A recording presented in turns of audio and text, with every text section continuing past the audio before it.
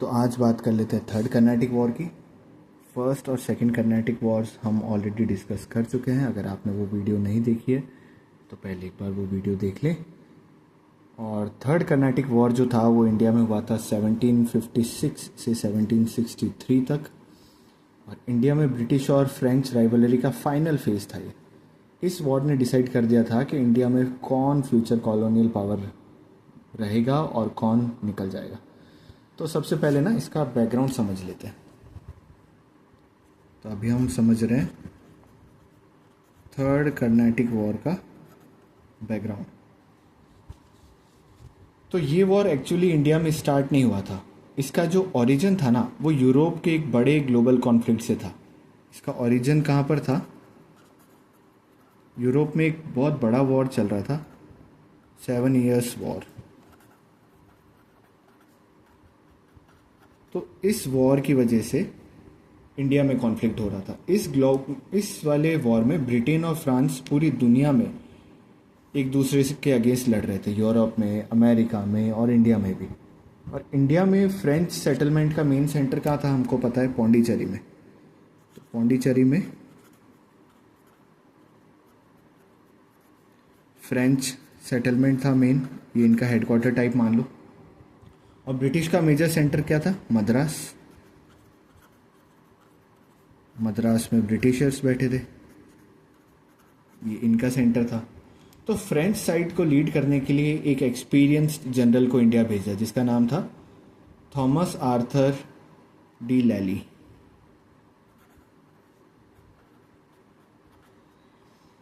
अब इस Comte D लैली भी बोलते हैं।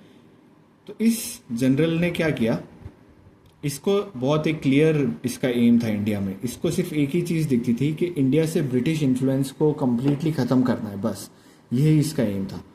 अब 1758 में लैली जब इंडिया आया तो उसने क्या किया, इंडिया में आकर मद्रास पर अटैक कर दिया। इसने मद्रास पर अटैक कर दिया और मद्रास हमें पता है ब्रिटिशर्स का मेन सेटलमेंट था। यहाँ इसने अटैक तो कर दिया, लेकिन अटैक के बाद फ्रेंच फोर्सेस को कुछ सीरियस प्रॉब्लम्स फेस करनी पड़ी। आफ्टर अटैक कुछ प्रॉब्लम्स फेस करनी पड़ी किसको? फ्रेंच साइड को। जैसे lack of funds, first issue. दूसरा, lack of naval support, navy का सपोर्ट बहुत कम था। और तीसरा, इनको देखा कि जो लोकल अलायंस है ना वो बहुत वीक थी इनकी।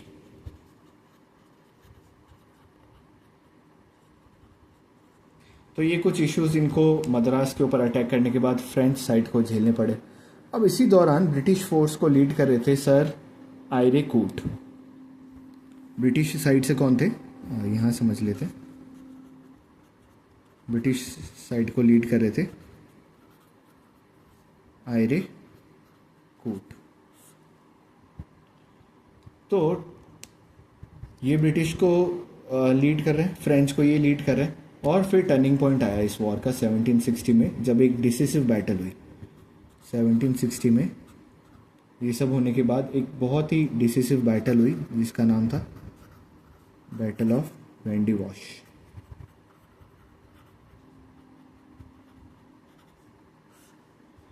तो ऐसा क्वेश्चन कहीं आए कि battle of Wandiwash is related to which war, तो याद रखना है थर्ड कर्नाटिक वॉर से रिलेटेड है बैटल ऑफ वेंडी वॉश। अब इस बैटल में ब्रिटिश आर्मी ने फ्रेंच फोर्सेस को कम्प्लीटली डिफीट कर दिया। आयरे कूट की लीडरशिप और ब्रिटिश नेवल सुपीरियरिटी ने फ्रेंच रेजिस्टेंस को एकदम कोलैप्स कर दिया। इस डिफीट के बाद फ्रेंच पावर रैपिडली डिक्लाइन होने लगी और फाइनली 1761 में ब्रिटिश ने पौंडीचेरी को भी कैप्चर कर लिया। यहाँ क्या हुआ? British victory. और 1761 आते आते कैप्चर ऑफ पौंडीचेरी भी हो गया। ऑलराइट।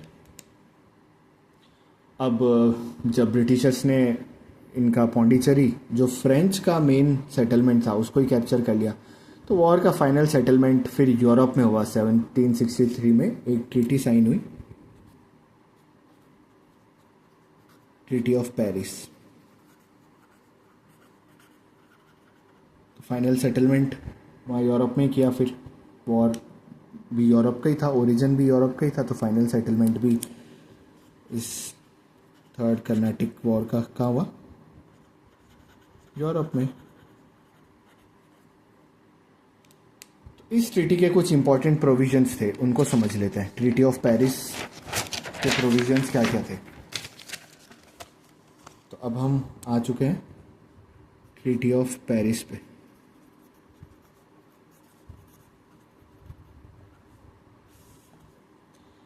तो इस ट्रीटी में क्या क्या प्रोविजंस थे? फर्स्ट प्रोविजंस था कि फ्रांस को इंडिया में अपने सेटलमेंट्स वापस मिल जाएंगे, जैसे पौंडीचेरी, माहे और करैकल। लेकिन फ्रांस को फोर्टिफिकेशन बिल्ड करने की परमिशन नहीं थी। तो फर्स्ट क्या था कि France will get their settlement back in India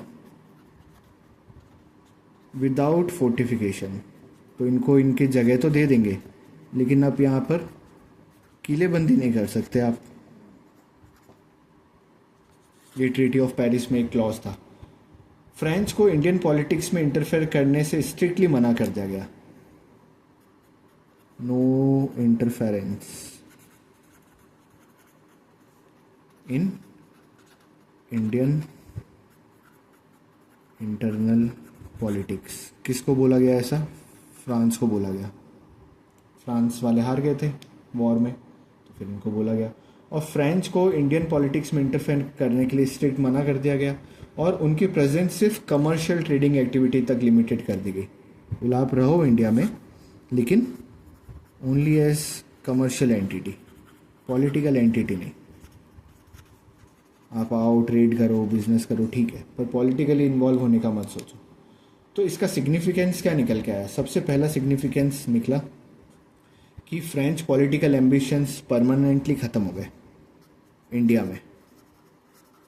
French political ambitions ended in India. Alright, treaty of Paris के बाद। दूसरा, British east India company India में डोमिनेंट यूरोपियन पावर बन गई। डोमिनेंट पावर कौन बन गई? ब्रिटिश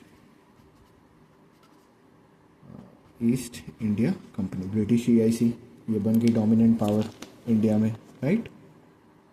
और तीसरा, इस वॉर ने ब्रिटिश को साउथ इंडिया में सिक्योर बेस दे दिया, जिसे फ्यूचर एक्सपेंशन जिसकी वजह से पॉसिबल हुआ।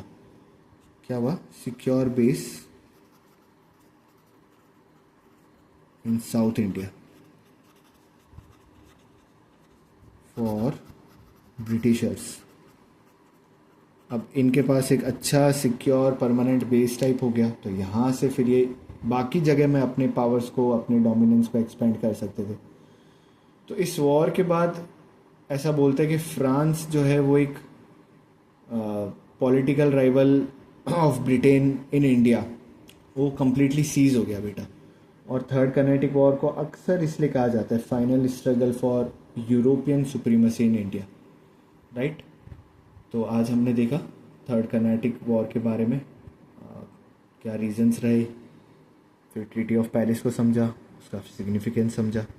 जुड़े रहिए, आने वाले लेक्चर्स में और इंटरेस्टिंग टॉपिक्स डिस्कस करेंगे।